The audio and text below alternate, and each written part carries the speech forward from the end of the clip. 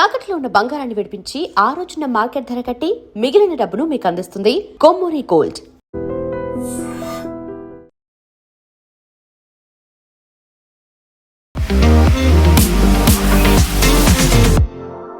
నమస్తే, నేను Kavitha. Welcome to I dream news and నిజాలు.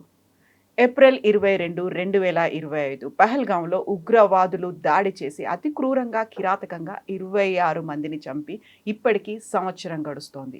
ఆర్మీ కూడా జస్టిస్ ఈజ్ సర్వ్డ్ అనే మాటతో ఆపరేషన్ సింధూర్, ఆ తర్వాత ఆపరేషన్ మహదేవ్ చేపట్టింది. అక్కడ ఎవరైతే ఘాతుకానికి పాల్పడ్డారో వాళ్ళ అంతు చూసాము అని ఆర్మీ కూడా చెప్తోంది. బట్ ఈ పహల్గాం అటాక్ నుంచి మనం నేర్చుకోవాల్సింది ఏంటి? పాకిస్తాన్ మారిందా? ఇప్పుడు పీస్ మేకర్ అవతారం ఎత్తి ఏం చెప్పాలని పాకిస్తాన్ అనుకుంటోంది. మనతో పాటుగా ఉన్నారు సీనియర్ జర్నలిస్ట్ సురేష్ కొచ్చతిల్ గారు. సార్ నమస్తే. సో 1 year అనగానే మనకు ఆ రోజు జరిగినటువంటి అతి కిరాతకమైనటువంటి సంఘటన ప్రతి ఒక్కరికి మర్చిపోలేనటువంటిది. అందులోనూ కూడా మతం అడిగి మరీ కాల్చి చంపడం, వాళ్ళ పేర్లు అడిగి మరీ చంపడం అనేది ఇప్పటికీ అదే పాకిస్తాన్ తన బుద్ధి మార్చుకున్నట్టు కనిపించట్లేదు. మళ్ళీ 800 మంది ఎదురు చూస్తున్నారు బార్డర్ క్రాస్ చేయడానికి అన్నట్టుగా. అదే పాకిస్తాన్ మళ్ళీ పీస్ మేకర్ అవుతోంది. ఇరాన్ యుద్ధాన్ని ఆపుతాము అనే ఒక మాట చెప్తోంది. ఇది ఇంగ్లీష్లో ఒక సేయింగ్ ఉంది, leopard can never change it's spots అని. అది మీరు పెయింట్ కూడా కొట్ట చేదని చేయొచ్చు, కానీ it never change it's spots. మనం ఇది పెహల్గాం కన్నా ముందు కూడా మనం IC-814 మర్చిపోకూడదు. అది అట్లీస్ట్ మన కంట్రోల్లో లేకుండే. కండహార్లో కూర్చున్న ఒక ప్లేన్లో 200 మంది ప్యాసింజర్స్, దాంట్లో ఒకరిని అజిత్ దోవల్ గారు ముందే చంపేశారు వాళ్ళు ఆ రోజు.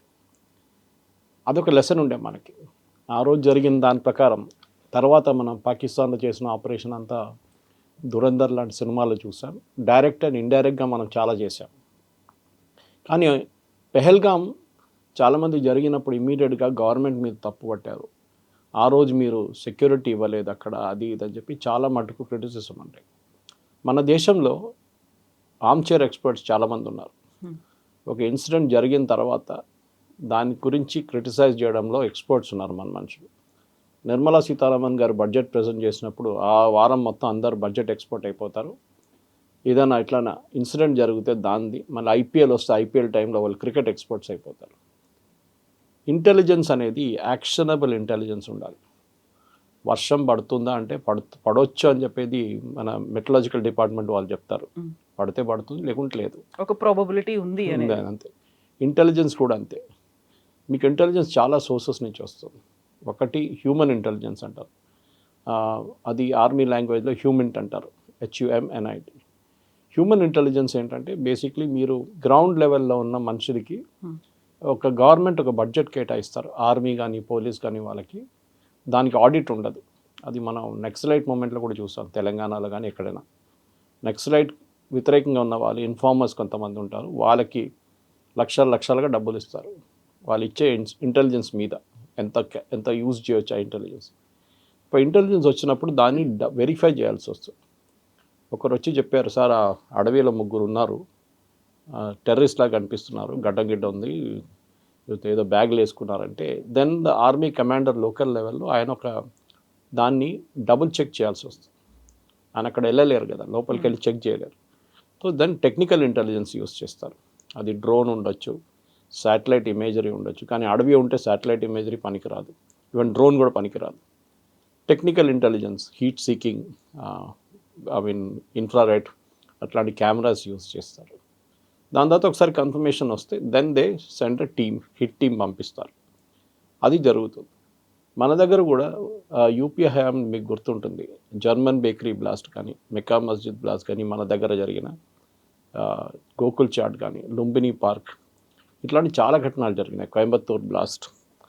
అన్నిట్లో ఇంటెలిజెన్స్ వచ్చిందంటే బహుశా వచ్చి ఉంటుంది, ఒక బ్లాస్ట్ జరుగుతుందేమో అని చెప్పి. లేటెస్ట్గా మనకి Delhi blast, red fort blast మనకు తెలిసింది. దాంట్లో ఏమైందంటే ఒక కశ్మీర్ నుంచి మొదలైన ఒక పోస్టర్ ఇష్యూ నుంచి స్టార్ట్ అయింది. ఎవరో పోస్టర్ అంటించారు గోడ మీద, ఎవరని చెప్పి వాళ్ళు పికప్ చేసే CCTV నుంచి వాళ్ళు 10 మంది పేరు చెప్పారు, వాళ్ళని వెళ్ళి పట్టుకున్నారు. అక్కడి నుంచి లాస్ట్ మనిషి దొరకలేదు. ఈ వాజ్ అ డాక్టర్ మ్యాన్ తెలిసింది. ప్యానిక్ అయ్యి ఆయన ఏం చేశారంటే ఉన్న మెటీరియల్ అంతా కార్లు వేసుకొని రెడ్ ఫోర్ట్ వైపు వెళ్ళి రెడ్ ఫోర్ట్లో పార్క్ చేసి అది రోజు సాయంత్రం తీసినప్పుడు ఆ ట్రాఫిక్ సిగ్నల్ కాడ బ్లాస్ట్ అయింది. ఇప్పుడు దాంట్లో కూడా అడగొచ్చు మీకు ఇంటెలిజెన్స్ ఏమైంది. మీరు మర్చిపోతున్నారు వాళ్ళు 9 మందిని పట్టుకున్నారు, 10వ మంది ఎస్కేప్, 10% ఎస్కేప్ అయిపోయారు అంతే. ఆ 9 మందిని కూడా పట్టుకోకపోతే వాళ్ళు 9 మంది కూడా బ్లాస్ట్ చేస్తుండే ఆ రోజు. దేవుడు డన్ ఇట్. ఆ రోజు కాకుండా నెక్స్ట్ డే చేస్తారు. సో మన దగ్గర మనం సెక్యూరిటీ ఫోర్సెస్ని ఎప్పుడు మనం అప్రిషియేట్ చేయం. మనం ఏదో యుద్ధం జరిగితే, ఉరి లాంటి అటాక్ జరిగినప్పుడు, సర్జికల్ స్ట్రైక్ చేసినప్పుడు, బాలకౌట్ చేసినప్పుడు మనం అప్రిషియేట్ చేస్తాం. మన దగ్గర ఇంకో ప్రాబ్లం ఏంటంటే మన దగ్గర ఉన్న ఆపోజిషన్ లీడర్స్ కొంతమంది మన గవర్నమెంట్ని, మన ఆర్మీని ఎప్పుడు క్రిటిసైజ్ చేస్తారు. రీసెంట్లీ మళ్ళీ బాలకోట్ గురించి రాహుల్ గాంధీ కొంచెం కామెడీ లాగా చేశాడు. బాలకోట్ గురించి ఏం జరిగింది, బాలకోట్లో ఏం చేయలేదు మనం చెప్పేసి. అంటే మీరు మన ఎయిర్ ఫోర్స్ వాళ్ళని ప్రశ్నిస్తున్నారు ఆ రోజు బాలకోట్లో ఏం జరిగింది. మనం ఇప్పుడు ఇరాన్, ఇజ్రాయెల్, అమెరికా యుద్ధం తీసుకోవచ్చు. ఇరాన్ మీద బాంబ్ చేసినప్పుడు ఇజ్రాయెల్ కానీ అమెరికా కానీ, అమెరికాలోని ఆపోజిషన్ లీడర్స్ కానీ, ఈవెన్ ఇజ్రాయెల్లోని ఆపోజిషన్ లీడర్ దాన్ని ఎప్పుడు ప్రశ్నలు అడగలేదు. వాళ్ళు చెప్పారు ఇంతమందిని చంపేసాం, ఖమేనీ పోయారు, Ayatollah that is the supreme leader died, దాంతోపాటు 40 మందిని మేము చంపేసాం కమాండోస్ అన్నారు. మీరు ఎవరైనా ఈ ఆపోజిషన్ లీడర్స్ మీరు వాళ్ళు డెఫినెట్గా అడుగుతారు ఎందుకు చేశారు, ఏం చేశారని చెప్పి వాళ్ళ వైపు నుంచి అడగొచ్చు. But they never asked. ఇజ్రాయెల్లో ఆపోజిషన్ లీడర్ ఎప్పుడు క్యాబినెట్లో కూర్చుంటారు, that is called war cabinet. వాళ్ళ దగ్గర యుద్ధం జరుగుతున్న టైంలో వాళ్ళ opposition leader is part of the cabinet. అంటే అంత కాన్ఫిడెన్షియల్ ఇన్ఫర్మేషన్ ఆయన క్యాబినెట్లో కూర్చున్నప్పుడు డిస్కషన్లో వస్తుంది. కానీ మన దగ్గర రాహుల్ గాంధీని కూర్చోబెడితే ఆయన బయటికి వెళ్ళి ప్రెస్ కాన్ఫరెన్స్ అదే మాట అంటారు. సో ఇంటెలిజెన్స్ అనేది ఒక డబుల్ ఎడ్జ్ సోర్డ్ లాగా యూజ్ చేసుకోవాలి మనం. మనకి 26/11 జరిగినప్పుడు ఆర్వీఎస్ మణి గారిని నేను ఇంటర్వ్యూ కూడా చేశాను చాలాసార్లు. ఆయన రాసిన పుస్తకం కూడా ఉంది, మిత్ ఆఫ్ హిందూ టెర్రర్ అని. దాంట్లో మనకు చాలా క్లియర్గా ఆ రోజు కరాచీ పోర్ట్ నుంచి ఒక బోట్ బయటికి వచ్చిందని పి చిదంబరం గారు పార్లమెంట్లో ఆ రోజు డిసెంబర్లో ఒక స్టేట్మెంట్ ఇచ్చారు, official statement. Next question was, సరే బోట్ కనిపించింది మీరు ఏం చేశారు? కోస్ట్ గార్డ్ని చెప్పాం అండ్ ఇండియన్ నేవీని అలర్ట్ చేశాం. వాళ్ళు ఆ బోట్ని ట్రేస్ చేశారా? ఎస్. దాని తర్వాత ఏమైంది? ఆ బోట్ని వెళ్ళనిచ్చాం మేము.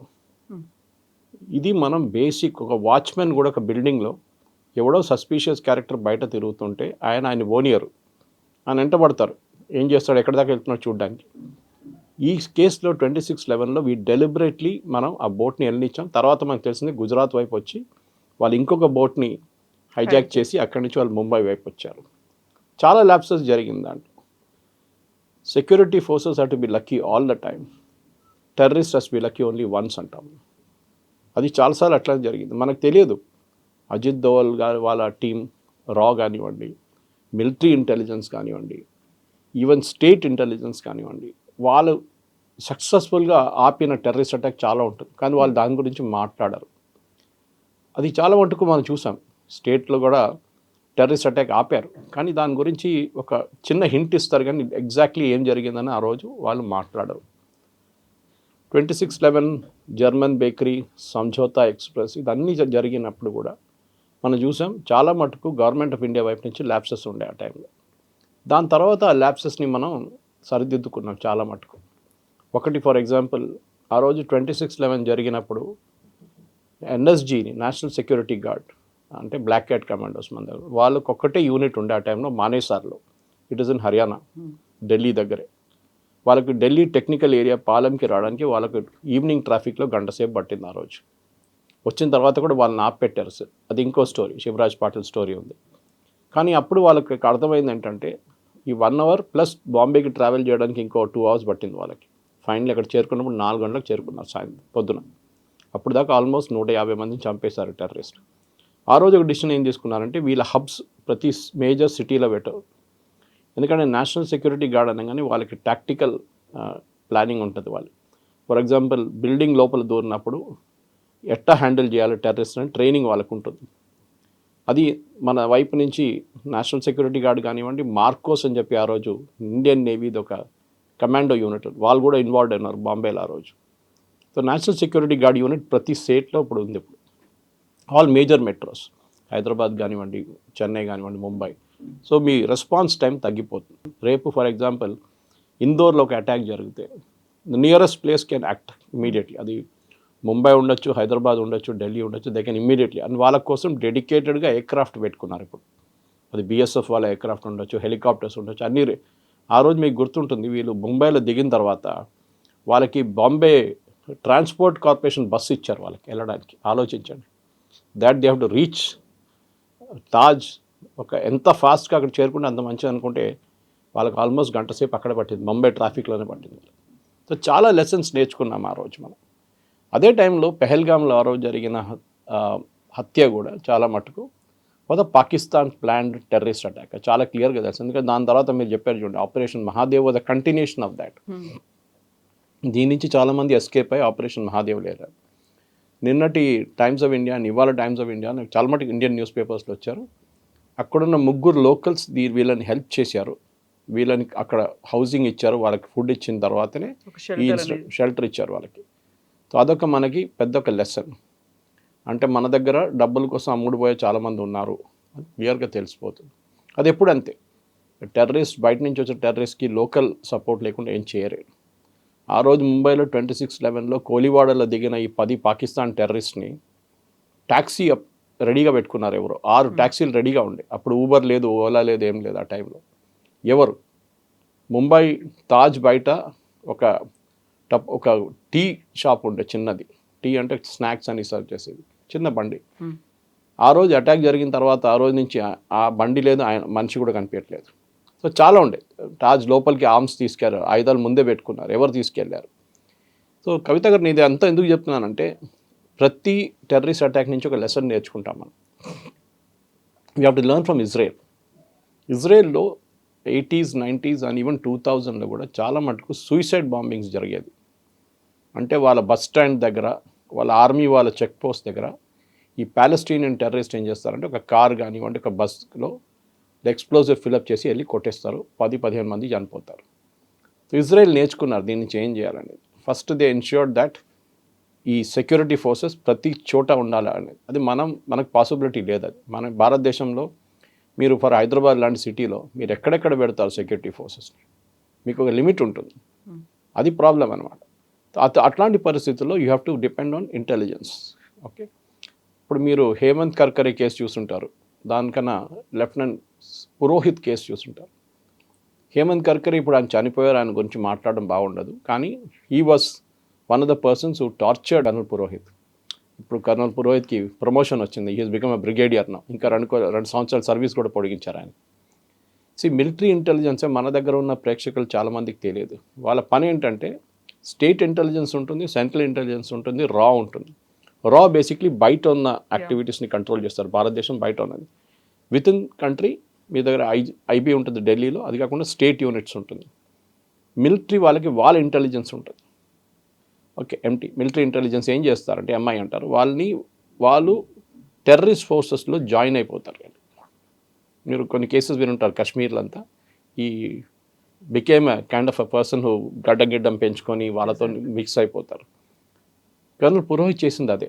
అభినవ్ భారత్ అని చెప్పి which has connections earlier to Savarkar and దానికన్నా ముందు మిగతా చాలామంది సెటప్ చేసిన ఒక హిందూ గ్రూప్ ఉండే, వాళ్ళ దాంట్లో దూరిపోయారు. అది వాళ్ళ పని. And he was reporting to his senior. ఆయన సీనియర్కి ఆయన కన్సిస్టెంట్గా రిపోర్ట్ ఇస్తున్నాడు, నేను ఇది చేస్తున్నాను అని చెప్పేసి. కానీ అప్పుడు కూడా ఆయన పికప్ చేసుకున్నారు.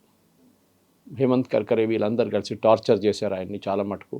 7-9 సంవత్సరాల తర్వాత the court acquitted him saying ఆయన ఎవిడెన్స్ ఏం లేదు ఆయన వ్యతిరేకంగా. సో ప్రతిదానికి మన దగ్గర ఒక స్టోరీ ఉంది. మనకి ప్రాబ్లం ఏంటంటే మన దేశంలో ఆ రోజు అక్కడ బైసారాన్లో జరిగిన హత్యలో పెహల్గాంలో ఆ టూరిస్ట్ ఏరియా ఓపెన్ లేదు ఆ రోజు. అక్కడ ఉన్న టూరిస్ట్ ఏజెన్సీస్ అంటే ఏజెంట్లు అనుకోండి, వాళ్ళు టూరిస్ట్ చాలామంది ఎక్కువ అయినప్పుడు అక్కడి నుంచి నెక్స్ట్ స్పాట్కి పంపించారు అందరినీ పెహల్గాం నుంచి. ఇది సెక్యూరిటీ ఫోర్సెస్ని ఇన్ఫార్మ్ చేయలేదు. కానీ మనం ఒక మాట అర్థం చేసుకోవాలి, ఇది పాకిస్తాన్ టెర్రరిస్ట్కి ఎట్లా తెలిసిందండి దట్ వీళ్ళందరూ బైసరాన్లో ఉంటారు ఆ టైంలో అని చెప్పేసి. అక్కడ లోకల్ కోఆర్డినేషన్ ఉండే. బహుశా ఈ ట్రావెల్ ఏజెంట్స్ కానివ్వండి, హోటల్ ఏజెంట్స్ కానివ్వండి, ఈ టెర్రరిస్ట్ గ్రూప్స్ నడిమిట్లో ఒక కోఆర్డినేషన్ ఉండే. ఎందుకంటే వాళ్ళందరూ పెహల్గాంలో ఉంటారు కదా ఆ రోజు, టెర్రరిస్ట్ కూడా పెహల్గాంకి వస్తుండే. Why did they go to that spot అంటే వాళ్ళకి ముందే తెలిసిపోయింది వీళ్ళు ఇక్కడికి వస్తారు. మీరు చూసుంటారు, వాళ్ళు రెక్కీ కూడా చేశారు. వాళ్ళు ఆర్గనైజ్డ్గా అయింది అంతా. సీసీటీవీలో వచ్చింది, ప్రీవియస్ డే వచ్చి రెక్కీ చేశారు, వాళ్ళు తిరిగారు ఆ ఏరియా అంతా, ఎంతమంది టూరిస్టులు వస్తున్నారు, ఎక్కడ పోతున్నారు అన్నీ చూడడానికి. So it was done in a very very pre planned way. మన ఒక ఆర్మీ యూనిట్ మీద అటాక్ చేసేది కాదు, ఒక సివిలియన్స్ వాళ్ళ మీద దాడి చేసినప్పుడు. మీరు ఉరీ చేసినప్పుడు కానీ మిగతా చోట్ల కూడా అటాక్స్ జరిగినప్పుడు కూడా వాళ్ళకి రెస్పాండ్ చేయడానికి టైం ఉండే. ఓకే, సరే వాళ్ళు రాత్రి నిద్రపోయినప్పుడు అటాక్ చేశారు ఉరీలో, అది that's a different story altogether. కానీ వాళ్ళకి అట్లీస్ట్ ఆయుధాలు ఉన్నాయి వాళ్ళ చేతిలో. ఇది ఇన్నసెంట్గా ఉన్న సివిలియన్స్, అది కూడా మీరు చెప్పినట్ల మీ మతం ఏంటి, మీరు కల్వా చదవండి అని చెప్పేసి చంపేసిన చాలామంది 26 మంది చనిపోయారు ఆ రోజు. The lesson is very clear that one, preparedness చాలా ఇంపార్టెంట్. మళ్ళీ అది చెప్తున్నాను, terrorist has B lucky only once. And వాళ్ళకి కావాల్సిన అన్నిటికంటే పెద్దది ఏంటంటే పబ్లిసిటీ. ఏ టెర్రరిస్ట్ గ్రూప్ అయినా మీరు పిఎల్ఓ టైం నుంచి చూడండి, Palestine liberation organization, Yasser Arafat, వాళ్ళు ఎయిర్క్రాఫ్ట్ హైజాకింగ్ కానీ, మ్యూనిక్ ఒలింపిక్స్లో 11 మంది ఇజ్రాయిలీ అథ్లీట్స్ చంపినప్పుడు కానీ వాళ్ళకి పబ్లిసిటీ చాలా ఇంపార్టెంట్. ఏ రోజు మీరు పబ్లిసిటీ ఎలిమెంట్ తీసేస్తారో ఆ రోజు నుంచి మీరు ఏం చేయరు. అది ఇజ్రాయెల్ నుంచి నేర్చుకోవాలి మనం. ఇజ్రాయెల్ ఎప్పుడు కూడా చూడండి, వాళ్ళ టెక్నికల్ ఇంటెలిజెన్స్, వాళ్ళ హ్యూమన్ ఇంటెలిజెన్స్ సూపర్గా ఉంటుంది. మీరు కేసెస్ చెప్పుకుంటే ఇజ్రాయెల్ చాలా ఉన్నాయి అట్లాంటిది. లాస్ట్ మనం గుర్తు చేయాల్సిన యహ్యా సిన్వార్ కానివ్వండి, మిగతా హమాస్ యాక్టివిస్ట్ అందరినీ ఎట్లా చంపారు. దెన్ రీసెంట్గా ఈ ఆపరేషన్ మొదలైనప్పుడు వాళ్ళ రీసెంట్ దాంట్లో సుప్రీం లీడర్ని ప్లస్ 40-40 కమాండర్ని చంపారు. ఇంటెలిజెన్స్ ఎక్కడి నుంచి వస్తుంది వాళ్ళకి? వాళ్ళు కల్టివేట్ చేస్తారు వాళ్ళు. నిన్న Israel Mossad chief, farmer Mossad chief, ఇది లీడ్ చేసిన ఒక మనిషి, his name is mentioned only S M. ఆయన ఇరాన్లో ఆ రోజు చేసిన ఆపరేషన్లో ఆయనకి ఏదో జరిగింది, చనిపోయారు ఆయన. ఆయన గురించి నిన్న ఒక మెమోరియల్ సర్వీస్ పెట్టారు వితౌట్ నేమింగ్ హిమ్. అంటే వాళ్ళు అంత ఇంపార్టెన్స్ ఇస్తారు ఇంటెలిజెన్స్ కోసం. మన దగ్గర I think the main thing we lakh at the state level is intelligence. ఇప్పుడు మన తెలంగాణలో చెప్తే మీరు, మన ఎస్ఐబి ఉంటే ఇక్కడ, వాళ్ళు నెక్సలిజం వైపు చాలా మటుకు చూస్తారు, చెక్ చేస్తారు, వాళ్ళ మీద ఒక ఇన్ఫర్మేషన్ ఉంది. కానీ అట్ లోకల్ లెవెల్ ఇంకా మనకు చాలా ఇంప్రూవ్ చేయాల్సి ఉంది, ఎస్పెషలీ టెక్నికల్ ఇంటెలిజెన్స్ అన్నమాట. అది మనం చేయాల్సింది. వాళ్ళకి దానికోసం కావాల్సిన ఎక్విప్మెంట్ కావాల్సి వస్తుంది. మీరు పెగసస్ గురించి వినుంటారు, ఇజ్రాయలీ సాఫ్ట్వేర్ ఒకటి చాలా పెద్ద కాంట్రవర్సీ క్రియేట్ చేసింది. అది ఇదంతా మనకు కావాల్సింది. ఒక దేశం అట్ ద సేమ్ టైం మనం ఒక పోలీస్ స్టేట్గా మారకూడదు. అదొకటి ఉంది, ఎప్పుడైనా చెప్తుంటారు చూడండి, we should not become a police states. మనం రష్యా కాదు, నార్త్ కొరియా కాదు అని చెప్తారు, కరెక్టే అది. కానీ మన మీద ఆమ్నీ ప్రెసెంట్ ఎప్పుడు పాకిస్తాన్ మన వైపు ఒక నిఘా ఉంటుంది. పాకిస్తాన్ వాళ్ళ మెయిన్ ఏం ఏంటంటే బ్లీడ్ ఇండియా విత్ 1000 cuts అని చెప్పారు. ఆ స్టేట్మెంట్ మనం ఎప్పుడు మర్చిపోకూడదు. ఎగ్జాక్ట్లీ. ఇంత జరిగింది, ఆ తర్వాత పాకిస్తానే మోస్ట్ ఎఫెక్టెడ్ కంట్రీగా కూడా ఐడెంటిఫై చేశారు, టెర్రరిజంతో ఎక్కువ ఎఫెక్ట్ అయింది అనేది. అక్కడి నుంచే బోల్డ్ అంతమంది ఒక ఫ్యాక్టరీ లాగా బయటకు వస్తున్నారు అనుకున్నప్పుడు, బార్డర్ని క్రాస్ చేయడానికి కావచ్చు, వీటన్నిటితో రెడీగా ఉన్నారు అనుకున్నటువంటి అదే పాకిస్తాన్ ఇప్పుడు మళ్ళీ ఇంకొక అవతారం ఎత్తింది. అంతకుముందు ఈ మా యుద్ధాన్ని ఆపింది మీరే, మీకు నోబెల్ పీస్ ప్రైజ్ ఇవ్వాలి అనేటువంటి అనౌన్స్మెంట్ వచ్చింది. ఇప్పుడు వాళ్ళు ఒక వేదికను పెట్టుకున్నారు, ఇస్లామాబాద్ టాక్స్ అనేవి అక్కడ అవుతున్నాయి. వాళ్ళు ఒక పీస్ మేకర్స్గా అవతారం ఎత్తారు. ప్రపంచం నమ్ముతుందంటారా వాళ్ళని? ఫెయిల్ అయింది కదా నిన్న, వాళ్ళ క్లియర్ కలర్ నిన్న బయటకు వచ్చింది. అది ఇజ్రాయెల్ వాళ్ళు దీనికన్నా ముందు కూడా వార్న్ చేశారు. ఈ యుద్ధం మొదలైనప్పుడు Pakistan first time peace talk పెడితే నెవర్ ట్రస్ట్ ద పాకిస్తానీస్ అన్నారు ఇజ్రాయెల్. Never trust. ఎందుకంటే వీళ్ళని ఎప్పుడు చెప్తారు, wolf in a sheep's clothing అని. ఓకే, వీళ్ళు చేసిన, మన వైపు చేసిన టెర్రరిస్ట్ అటాక్ అందరికి తెలిసిందే. తాలిబాన్ని పెంచి పోషించింది ఎవరని అందరికీ తెలిసిందే. తర్వాత అదే తాలిబాన్ వీళ్ళ వ్యతిరేకంగా దాడులు మొదలుపెట్టారు. సో పాకిస్తాన్ అనే ఒక దేశంది మెయిన్గా మనం ఇప్పుడు కూడా చూడండి, president Trump, vice president Vance మాట్లాడుతున్నది అసీం మునీర్తో, షబాజ్ షరీఫ్తో కాదు. ముందు జియాउल హక్, దానికన్నా ముందు యహ్యా ఖాన్, పర్వేజ్ ముషర్రఫ్, వీళ్ళతోనే మాట్లాడతారు. సివిలియన్ అడ్మినిస్ట్రేషన్ పట్టించుకోరు. ఎలక్షన్ గెలిచిన ఇమ్రాన్ ఖాన్ జైల్లో ఉన్నారు, ఎలక్షన్ ఓడిపోయిన షబాజ్ షరీఫ్ బయట ఉన్నారు. ఇది వీళ్ళ దగ్గర నుంచి నేర్చుకోవాల్సింది. జుల్ఫికర్ అలీ భుట్టోని ఉరితీశారు, బేనజీర్ భుట్టోని చంపారు. ఇట్లాంటి చాలా ఎగ్జాంపుల్స్ ఉన్నాయి మీకు పాకిస్తాన్లో. సో పాకిస్తాన్ అనే ఒక దేశం మన మీద ఒక అన్ఫినిష్డ్ అజెండాగా భారతదేశం మీద బ్లీడ్ ఇండియా విత్ 1000 cuts. అది మన వైపు మనం అర్థం చేసుకోలేదు ఎన్ని సంవత్సరాల నుంచి. మనం ఒక డెమోక్రసీ, మనం ఏం చేద్దాం, మనం హ్యూమన్ రైట్స్ అది ఇది మాట్లాడుకుని, పాకిస్తాన్ ఎప్పుడు వాళ్ళకి అట్లాంటి ఏం లేదు. వాళ్ళకి మన మీద దాడి చేయాలి. ఇప్పుడు Kashmir is an unfinished agenda అంటారు వాళ్ళు. హైపోథెటికల్ అనుకుందాం కవిత గారు, కశ్మీర్ వాళ్ళ వైపు వెళ్ళింది అనుకోండి, ఆ దాంతో ఆగుతారా? కాదు. మళ్ళీ జునగఢ్ అంటారు, మళ్ళీ హైదరాబాద్ అంటారు. ఎస్, ఇది పాకిస్తాన్ స్ట్రాటజీ. వాళ్ళకు మనం ఒక దేశం ఇచ్చాం. వీ వాంట్ ముస్లిమ్స్ కోసం దేశం కావాలంటే స్పెసిఫిక్గా రిలీజియస్ బేస్డ్ ఒక దేశం వాళ్ళకి ఇచ్చాం. మనం ముక్క లైన్ గీత గీసేసి వాళ్ళకి ఇచ్చేస్తారు మహాత్మా గాంధీ, నెహ్రూ కలిసి. కానీ దాంతో వాళ్ళకి సరిపోవట్లేదు. వాళ్ళకి భారతదేశం ఒక సక్సెస్ఫుల్ నేషన్గా, ఒక డెమోక్రసీగా మారింది, వాళ్ళకి ఇంకా తట్టుకోలేకపోతున్నారు వాళ్ళు. Pakistan is a failed state, మనందరూ తెలిసింది. ఎకనామికలీ ఫెయిల్డ్ వాళ్ళు, పొలిటికలీ వాళ్ళు ఫెయిల్ అయినారు. ఇప్పుడు చూడండి, అప్పు తీసుకొని వాళ్ళు లోన్ కడుతున్నారు. సౌదీ అరేబియా దగ్గర డబ్బులు తీసుకొని యూఏకి డబ్బులు ఇస్తున్నారు. నిన్న సుడాన్కి అమ్మాల్సిన ఎయిర్క్రాఫ్ట్ ట్రై చేశారు, అది నిన్న ఫెయిల్ అయిపోయింది. సౌదీ అరేబియా డబ్బులు ఇయ్యరని చెప్పారు. సో పాకిస్తాన్ని మనం ఎప్పుడు గుర్తుపెట్టుకోవాలి, పాకిస్తాన్ని ఇంటర్నేషనల్ లెవెల్లో వాళ్ళని ఐసోలేట్ చేయాలి. ఇన్ఫ్యాక్ట్ ఇవాళ పొద్దున్న నేను లేవంగానే ఫస్ట్ ట్వీట్ అదే చేశాను అసీం మునీర్ గురించి. The master mind behind Pahalgam attack is now being touted as a peace maker. అది మనం ఇంటర్నేషనల్ లెవెల్లో ఎక్స్పోజ్ చేయాలి. మన దగ్గర ఉన్న ప్రతి భారతీయుడిది responsibility, even with in India and outside India. That should expose Asim Munir how Pahalgam కాదు, చాలా మటుకు అటాక్స్కి, because he was ISI chief before this. ప్రతి దాడిలో కూడా ఇట్లాంటి మనుషులు చేయాలి. కార్గిల్లో మన అందరూ తెలిసిందే కవిత గారు, మీకు గుర్తుంటుంది. కార్గిల్ జరిగినప్పుడు పర్వేజ్ ముషరఫ్ ఏమన్నారు, నాకు తెలియదు, జరిగిందా అన్నారు. షరీఫ్ కూడా అదే అన్నారు ఆ టైంలో, జరిగిందా నాకు తెలియదే. తర్వాత అన్నారు, ఆర్మీ నా దగ్గర నుంచి ఇదంతా దాచిపెట్టారు, పాకిస్తాన్ ఆర్మీ అని. పాకిస్తాన్ సైనికులు చనిపోయినప్పుడు మన వైపు బాడీ తీసుకెళ్ళండి రా అంటే తీసుకెళ్ళలేదు వాళ్ళు. ఏ ఆర్మీ అయినా వాళ్ళ ఆర్మీ అంటే ఆర్మ్ ఫోర్సెస్ అనుకోండి, వాళ్ళ సోల్జర్స్ డెడ్ బాడీని వాళ్ళు ఇడవరు, తీసుకెళ్తారు ఏ స్టేట్లో ఉన్నా కానీ. మనం సౌరవ్ కాలియా వీళ్ళంతా మనకు తెలుసు ఆ టైంలో జరిగినప్పుడు, కార్గిల్లో ఇనీషియల్ డేస్లో 41 రోజుల తర్వాత మనకు ఆ డెడ్ బాడీ దొరికింది మనకి. But we got dum back. పాకిస్తాన్కి అది లేదు. పాకిస్తాన్కి ఏంటంటే వీళ్ళందరూ ఎక్స్పెండబుల్, అంటే ఒక ఈగలాగా కొట్టేసినా కూడా మాకు ప్రాబ్లం లేదు, మా సోల్జర్స్ పోనీయండి అంటారు. ఎందుకంటే వాళ్ళ main leaders wholly corrupt.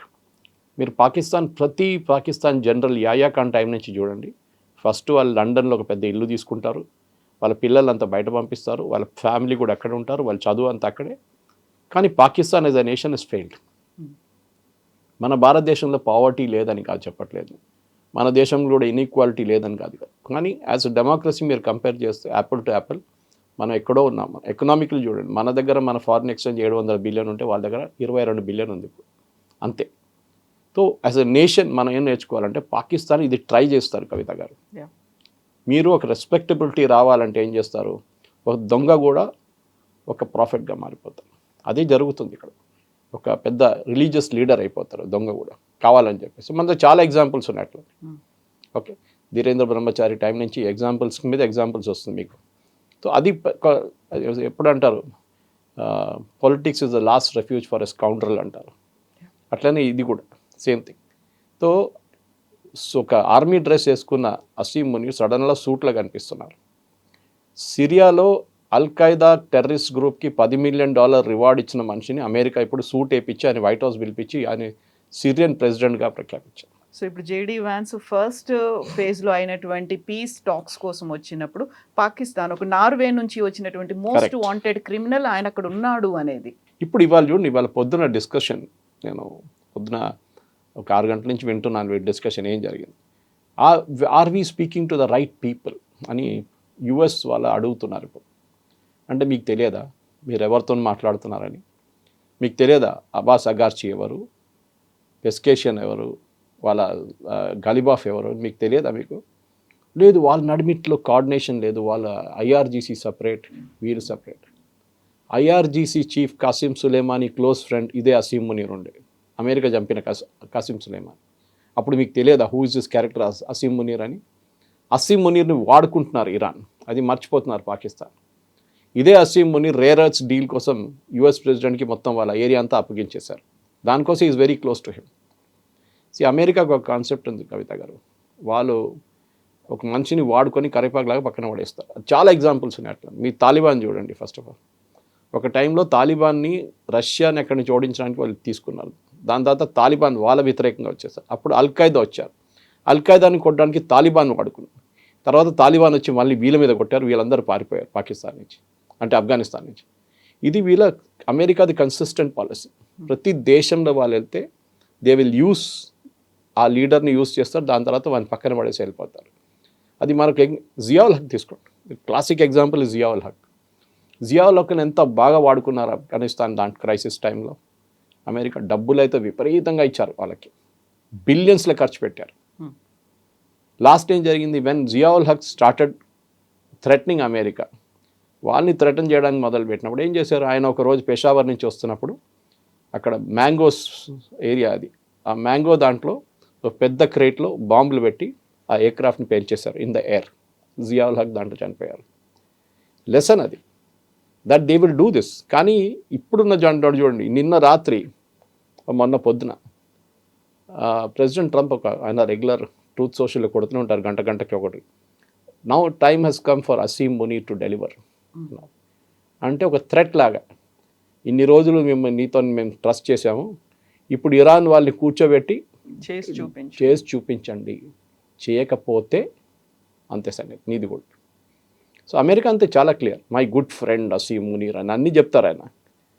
Even Modi గారి గురించి చెప్తారు కదా, is my very good friend. America they are very transactional people, especially Trump. ఆయన ఒక రియల్ ఎస్టేట్ అని చూడండి, ఎప్పుడు అగ్రిమెంట్ అని చెప్పారు, we will sign this agreement అని ఎప్పుడు, we have do this deal అంటారు. That's a typical business language. ఈ డీల్ సైన్ చేయబోతున్నాయి, బిల్డింగ్ కట్టడానికి ఉన్న డీల్, ఈ ల్యాండ్ డీల్ మనం సైన్ చేయబోతున్నాం, అదే వాళ్ళ లాజిక్ ఉందన్నమాట. సో మనం పాకిస్తాన్ వైపు నుంచి ఎప్పుడు ఇంగ్లీష్లో అంటారు, we should never let our guard down. Pakistan మారరు, నో మ్యాటర్ వాట్. మన దగ్గర అమన్ కి ఆశా, మన దగ్గర చాలామంది జర్నలిస్ట్, నాకు ఇప్పుడు కూడా గుర్తుంది, పాకిస్తాన్ తీసుకెళ్ళి వాళ్ళని మొత్తం ఒక వారం 10 రోజులు తిప్పి అక్కడ వాళ్ళకి బిర్యానీ తినిపించి వాళ్ళకి పాకిస్తానీ గిఫ్ట్స్ ఇచ్చి పంపించిన చాలామంది జర్నలిస్ట్ మన దగ్గర ఉన్నారు. ఇప్పుడు కూడా ప్రో పాకిస్తాన్ ఆర్టికల్స్ రాస్తారు వాళ్ళు. అమన్ కి ఆశా, పాకిస్తాన్లో ఉన్న ప్రజలంతా మనలాగానే పాకిస్తాన్ ఆర్మీ ఇట్లా ఉన్నారు, మనం ఏం చేయాలని చెప్తారు. నో సారీ, మీరు హమాస్ అండ్ గాజాలో ఉన్న సివిలియన్స్ లాగానే ఇది కూడా. ఆ రోజు ఇజ్రాయెల్ మీద దాడి చేసినప్పుడు October, it was civilians of Gaza, వాళ్ళు తోడు వెళ్ళారు, హమాస్ తోడు, వాళ్ళు కూడా చంపారు చాలామంది, కిడ్నాప్ చేసి తీసుకొచ్చారు. సో మీరు సివిలియన్స్ని మీరు సపరేట్ చేయకండి Pakistan, they are as much. ఎందుకంటే వాళ్ళు పుట్టింది ఒక రిలీజియస్ బేస్డ్ నేషన్గా, వాళ్ళకి రిలీజన్ ఇస్ మోస్ట్ ఇంపార్టెంట్.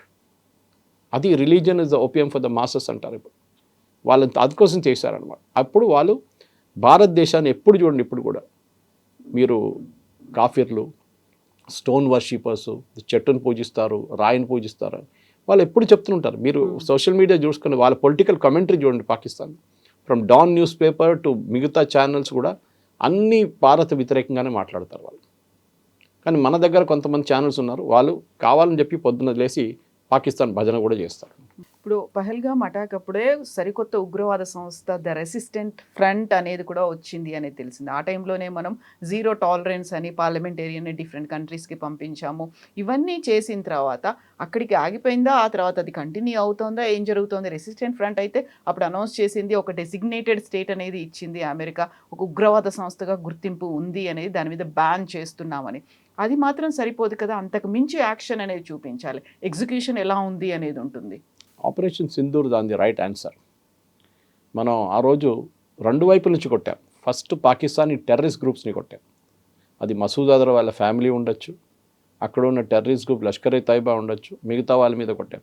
ఈ రెసిస్టెన్స్ ఫ్రంట్ మిగతా పేర్లని కవిత గారు ఆ టైంకి వాడుకోవడానికి యూజ్ చేస్తారు వాళ్ళు. మీరు మూమెంట్ లష్కర్ ఏ తైబా చేస్తే కూడా లష్కర్ ఏ తైబా రెస్పాన్సిబిలిటీ తీసుకోరు. ఇట్లాంటి ఒక కొత్త పేరు పెట్టి లెటర్ తయారు చేసి ఒక ప్రెస్ నోట్ ఇష్యూ చేస్తారు, మేమే చేశామని చెప్పి. మీకు గుర్తుంటుంది, రెసిస్టెన్స్ ఫ్రంట్ అనేది 2 రోజుల తర్వాత వాళ్ళు విత్డ్రా చేసుకున్నారు వాళ్ళ వెబ్సైట్ నుంచి. ముందు వాళ్ళు అన్నారు మేమే చేశామని చెప్పి, దాని తర్వాత వెబ్సైట్ మాయమైపోయింది, ఆ లెటర్ కూడా మాయమైపోయింది దాంతో. సో ఇది వాళ్ళ స్ట్రాటజీ. ఇది టెర్రరిస్ట్ గ్రూప్ని కొట్టడానికి again I come back to Israel. నేర్చుకోవాలంటే వాళ్ళ దగ్గర నేర్చుకోవాలి. ఘర్ మే ఘుస్కే మారేంగే పాలసీ ఇస్ ఇజ్రాయెల్స్ పాలసీ. అది లెబనాన్ ఉండొచ్చు, మీరు ఇరాన్ ఉండొచ్చు, హూతీలు ఉండొచ్చు, హమాస్ ఉండొచ్చు, హెజ్బుల్లా ఉండొచ్చు, ప్రతి చోట వాళ్ళు వెళ్ళి కొడతారు. వాళ్ళు అంటారు మా ప్రజలు వాళ్ళ జీవితం కాపాడుకోవాల్సింది మా రెస్పాన్సిబిలిటీ. ఐ థింక్ ఆ ఒక ఫిలాసఫీ, నేను యూపీఏ గవర్నమెంట్ తప్పు పట్టట్లేదు, కానీ మోదీ గారు వచ్చిన తర్వాత అగ్రెషన్ ఒకటి వచ్చింది. అప్పుడు దాకా మనం ఎన్నిసార్లు మనం కొడితే కూడా ఆ పోతే ఏం పోయిందిలే, మహాత్మా గాంధీ ఫిలాసఫీ కదా, మనం ఒక చెంప కొడితే ఇంకో చెంప చూపు. ఇప్పుడు లేదు, ఘర్మే గుస్కే మారే. మా చెంప మీద కొడితే నిన్ను కొట్టేస్తారు అంతే, ఫినిష్డ్. ఆ పాలసీ మనకు ఉండాలి, భయం ఉండాలి వాళ్ళకి. I think that lesson is more or less very important మనకి. అది జరిగింది కూడా, మీరు చూసుంటారు. సింధూర్ తర్వాత ఆ రోజు మోదీ గారు చెప్పారు, ఆపరేషన్ సింధూర్ పాజ్ చేశాం, వీ డిడ్ంట్ స్టాప్ ఇట్. ఏ రోజు మా మీద మళ్ళీ దాడి చేస్తారో ఆ రోజు ఎగ్జాక్ట్ 1 year అయింది. రేపు జరిగింది అనుకోండి, మీరు చెప్పినట్లు చాలామంది వెయిట్ చేస్తున్నారు అవతలని చెప్పి, we will hit and we should expose the Pakistani establishment. అది మన వైపు నుంచి చేయాల్సింది. దాన్ని ఇజ్రాయెల్ హెల్ప్ వాడుకోవాలన్నా, లేకుంటే మిగతా దేశాల హెల్ప్ వాడుకోవాలన్నా మనం చేయాల్సింది. కానీ అసీం మునీర్ కానీ ఈ షబాజ్ షరీఫ్ అయితే useless fellow, he's absolutely nobody. ఈ పాకిస్తానీ ఆర్మీ ఎస్టాబ్లిష్మెంట్ని మనం ఎక్స్పోజ్ చేయాలి. ఎందుకంటే వాళ్ళకు ఒక భయం ఉండాలి, దట్ రేపు వాళ్ళని కూడా మనం కొడతామని చెప్పేసి. ఆ భయం ఉంటేనే మంచిది. హిందీలో అంటారు డర్ అచ్చా హై. అది. Thank you so much. Thank you very much.